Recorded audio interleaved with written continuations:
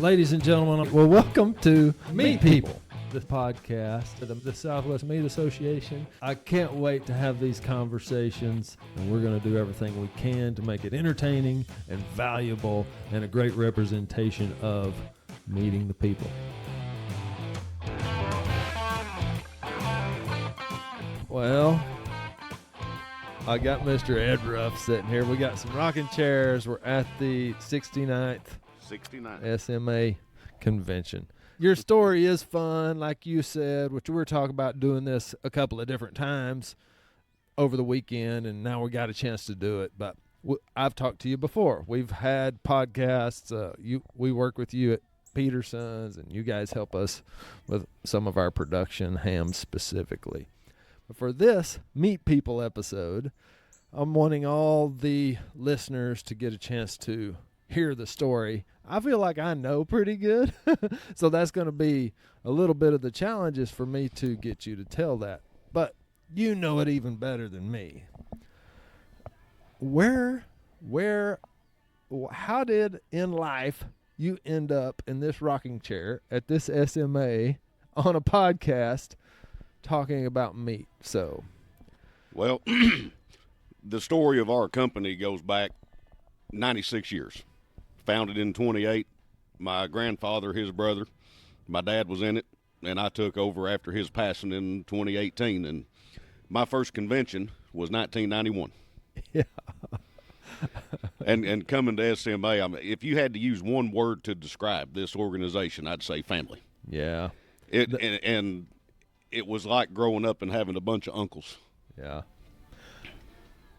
Folks, that's the honest truth. I've been in like the meat business. I guess I have been in the meat business my whole life because I grew up on a ranch, and I just didn't understand I was in the meat business. I thought I was in the cowboying business, But I showed up 20 years ago, maybe it was 18 years ago, and guys like Ed, Dickie Mayer, Jim Ondersack, Jason Byer, I'm just pulling names out of the hat here, Phyllis, Joe Harris, all these people just hugged me up, said, hey, come on in, welcome, we'd love to have new people. Now 20 years later, I know Ed really well. We high five. It's good to see. It's like a little family reunion every year to the SMA. Yeah. So we are encouraging you, if you're not involved in the SMA and you're in the meat business, or if you serve the meat business, we'd love to have you be a part of the organization. I think it'd be valuable to you. Oh, in my opinion, SMA is one of the best insurance policies you can have because of the connections, the expertise, I don't know anybody in SMA that I've ever met that was not willing to go out of their way to help another company if they were in trouble. Mm-hmm. Well, and the staff, the years of experience that belong to the minds in this organization are just impenetrable, really. I mean, it's hard to find a problem that hasn't been dealt with or seen. One of my favorite sayings somebody told me one time said, nothing new happens in a meat plant. Yeah, that's right. It's all been done, been figured out. I mean, these problems have been hammered on by multiple different people over years and years of figuring out how to feed their own families and other people's families. Okay, so Pettit Jean, Morrilton Packing Company, it's been around for dang near 100 years. Almost 100 years now. Tell us a little more about, what do y'all do? Well, currently, ham, bacon, summer sausage, bologna. That's basically the core four things we do. Yeah. We do a lot of private label and co-pack, as you guys know. Yeah. We do some business together. God, we've retired so many people that work there 40 and 50 years. Mm-hmm. I mean, the celebration of an anniversary of 40 or 50 years of a marriage, I mean, that's a big thing. I don't know that we realize how big it is for somebody to be a part of an organization, work in a job, work in a business, be a member of that organization for that long. I mean, the stuff they know, the pieces of the growth they've seen it's really fun for me to think about. Our longest tenured employee was a dear friend of mine. He's passed on now, but he was there 54 years. Yeah. I mean, he probably helped raise you. Exactly. Yeah. Well, not only is coming to SMA all these years, you end up with a bunch of guys that are like uncles, but working at the plant. Yeah. Growing up in it, I mean, those guys that were there from day one, it was just extended family. That's right. I can say the same thing about some of those cowboys that I was raised by and with. You know, they're teaching me about life while we're riding horseback trailing cattle or something. I mean, it's similar for you. It's just in a meat plant or whatever industry somebody might be in. There's similar occurrences. So one of the stories I like to share about the early days of the company during the Depression, when the Dust Bowl was happening, the government contracted with the company, which was in a brick building downtown at the time, to fabricate cattle that they were bringing in on rail, driving down to the plant with cowboys on horses. Yeah. And they built a boning and canning facility next to the plant. So they're boning the meat out, they're canning the meat, they're paying the company $1 a head, plus they got to keep the offal and the hide and sell it. My grandfather used to tell the story that they ended up having to build a fence around it because grown men were fighting each other over the bones that were on the back of a dump truck. Yeah. And he always said, you don't know hard times until you're fighting another man for a bone for soup. Yeah. I was reading an article this morning. I'm trying to remember where it was. I guess it's irrelevant. But it was talking about my generation or a generation just below me has no relationship with that kind of truth. Like we're starting to see all of that boomer generation and these generations that actually went through the Depression, the World Wars, this kind of time of not prosperity to generations that don't have a barometer for what it's like. Now, that's a generalization. There are people in our world right now having tough times. But your story makes me think, yes, we don't understand what it's like to go fight for a bone for soup. Well, I mean, for lack of a better way to say it, we're spoiled. Yeah. We are. We're entitled, spoiled, and I think it's good to just say it out loud so we can kind of start the process of thinking like, okay, I don't want to act like that. I want to know there's hard work, there's so much that comes into where our food comes from that we've got to spend a little bit of time paying attention to that. All right, so what do you have, or I imagine this is putting you on the spot a little, and if you don't, can you remember a story from like your dad's involvement with SMA or the early times coming here, or even more recently? I know you travel to Washington occasionally to represent the organization up there. Tell me something about how you think about those things. Gosh, that's three or four things there for you to listen, Neil. There are so many memories. It's hard to even put it into words. But I mean, Charlie Booth, Mike Dankworth, they were part of the ones that got Daddy involved in the early days. Yeah. And I mean, I remember Dad saying, if it wasn't for SMA, we might not be in business today. Yeah. But the DC you think trips, he was just saying that to? Oh no. He believed it to the core. Yeah. When HACCP came in, yes, everybody was scared to death. I mean, if not for the group, I think there's a lot of people that would have gone by the wayside. Yeah. I mean, that's crazy. So that's a truth. I don't know production, meat plant production prior to HACCP. And the whole time, my 20 years has been under the umbrella of HACCP. Yep. So I'm glad you mentioned that, because there's that change that occurred that the organization played a big part in kind of navigating for companies that wouldn't even be here if they hadn't had that help, potentially. Well, you know, the hardest part about implementation of HACCP was that so many inspectors were in the command and control mindset at the time. Yeah. And they did not like the idea that they couldn't be in control the way they were.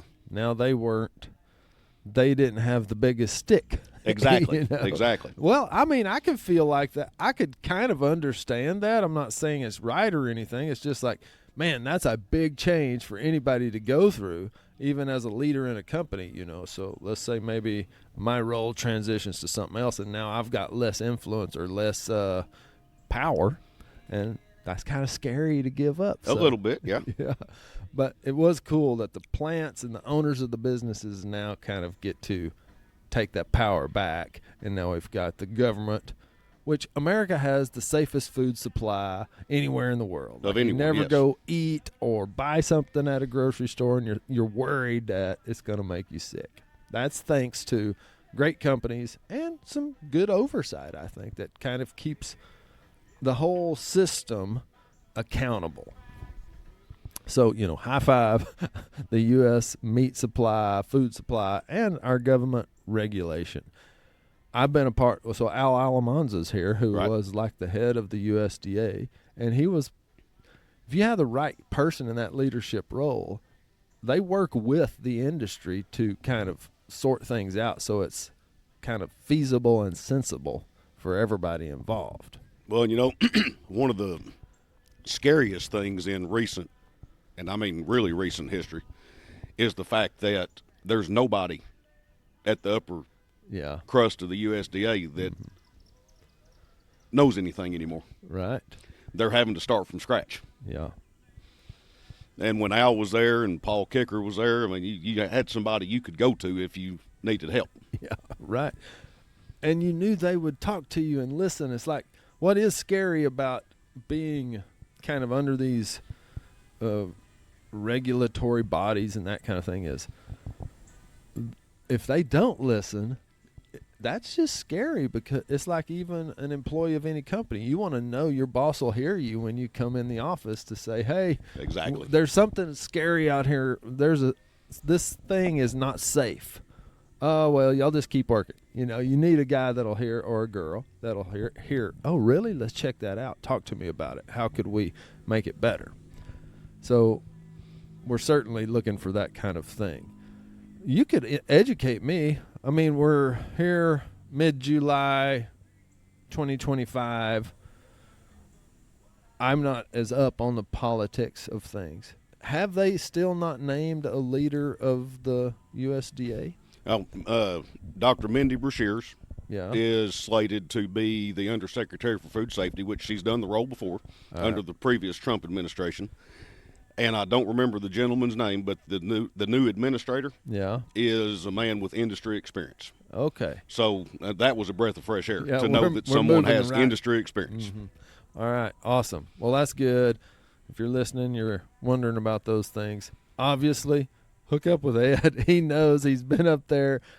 Why do you carry it around as a important part of your role? Like to me, I don't stay that up on it, but I know you. So I'm like, hey, Ed, what's going on? What's going on? Okay. Yeah, talk to me. Do you just like that kind of thing, or is it, why do you? Well, I don't necessarily like it per se, but I see it as a necessary part of business to stay in the know. Mm-hmm.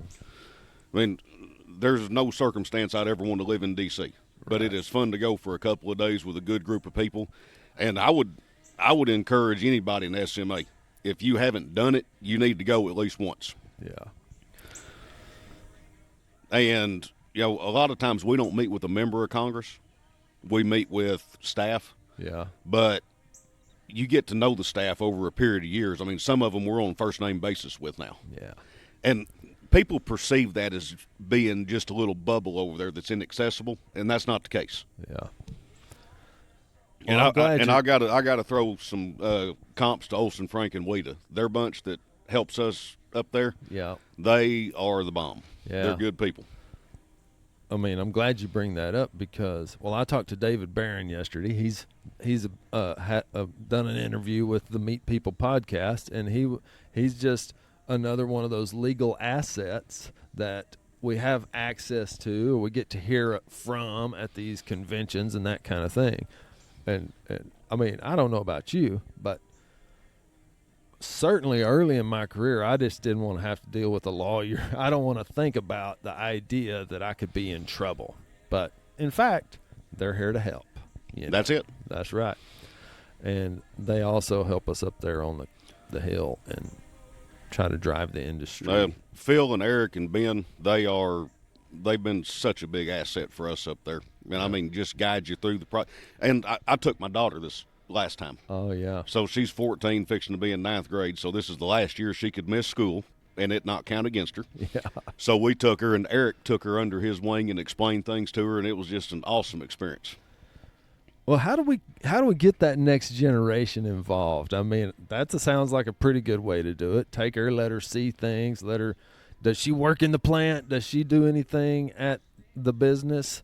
How do you think about that? Because I think we got to talk about that a little bit. Well, we do, and I mean, small family-owned companies, that's a challenge. Yeah. I in no way, shape, form, or fashion am going to try to curb the kids into the family business if that's not their thing. Yeah. So, while we kind of quietly encourage it maybe, we also want them to be open to do their own thing. Sure.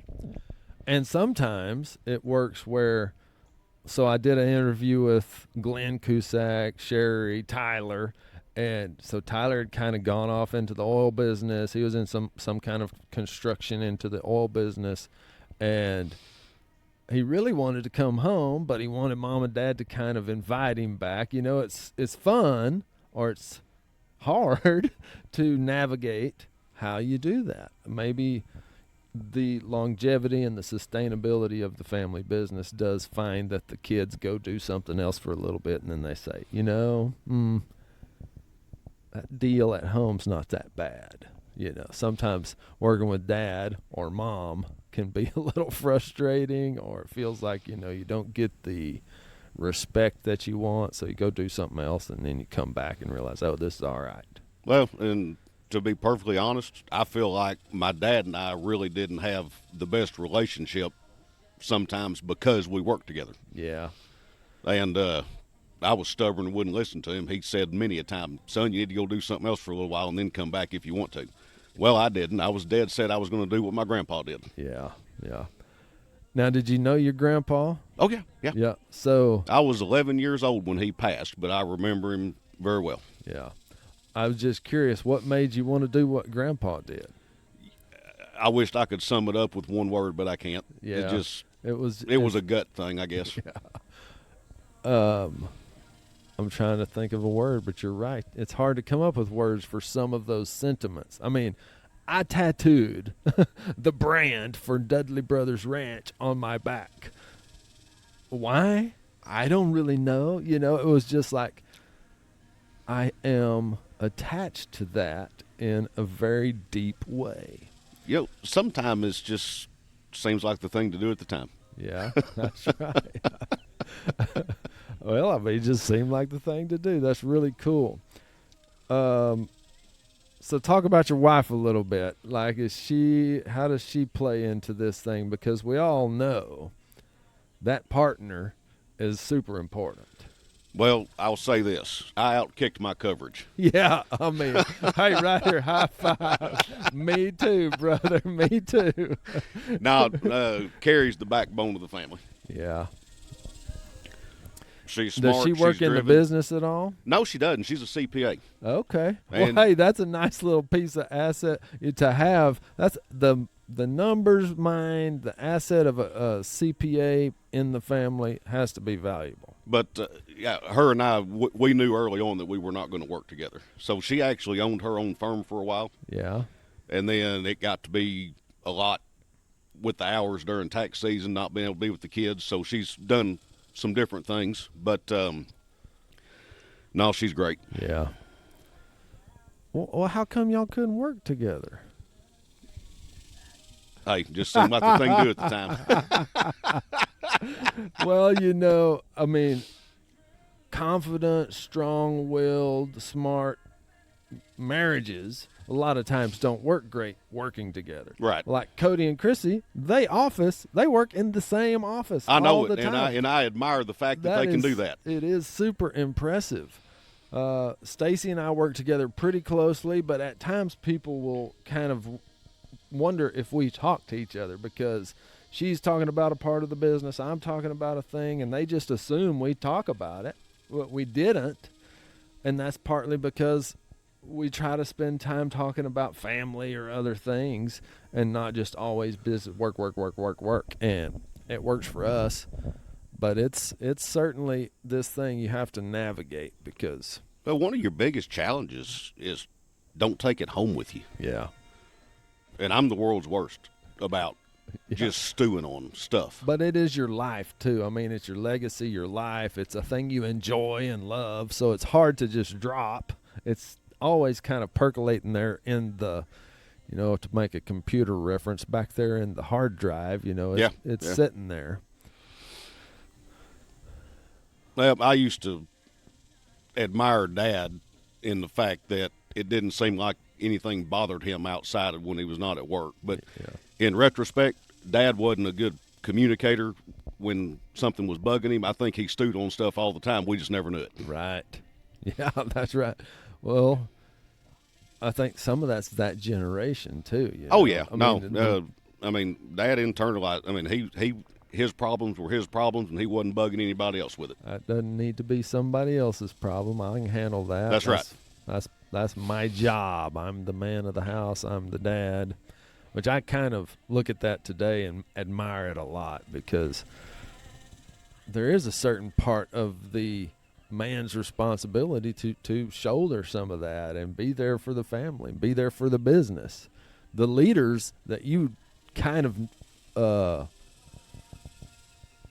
draw yourself to are the ones that you feel like, hey man, they got this thing, they can do it. Let's go work with that guy or girl because they're gonna make this thing work.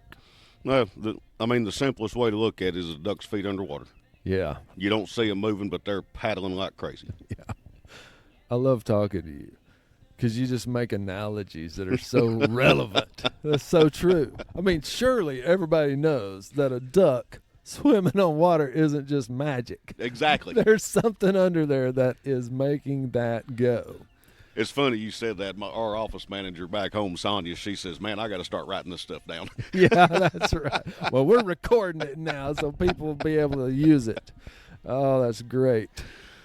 So back on the SMA and the convention and just generally, do you have a favorite location that they do this at? Right here. Really? Yes. Yeah. This is a nice location, so shout out to the Hyatt Hill Country in San Antonio. Now, when I think of SMA, I told you earlier, one word, family. Yeah. But when I think of Hyatt Hill Country, I think home. Yeah. Well, that's awesome.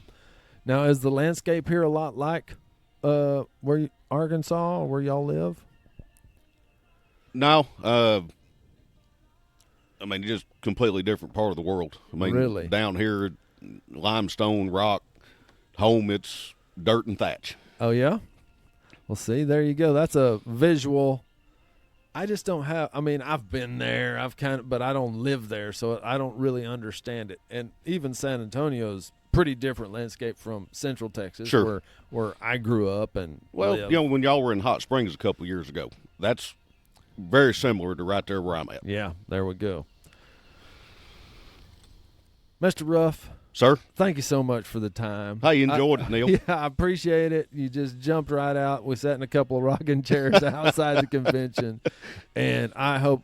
And I can't believe the weather down here for this time of year. This is the most rare thing. Yeah, I mean, the temperature is nice. I've been here before when you and I'd be wiping. Yeah, it's just, we'd be sweating. We'd be sweating, yeah. Sitting here just talking, doing nothing else. Well, thanks so much. Everybody out there that's watching, paying attention, listening, thank y'all for coming to the podcast to learn about Meat People, this industry, and all the great pieces and little intricacies of SMA. Well, and they'll shout out to our suppliers. Yes. Man, if it wasn't for them supporting us the way they do, Yeah, that's right. we couldn't do it. To all those people who Ed's talking about, high five. Yeah. Thank you so much. And all right, let's go back and hear what they're talking about in there. Sounds good, brother. Thanks, everybody. Thank you.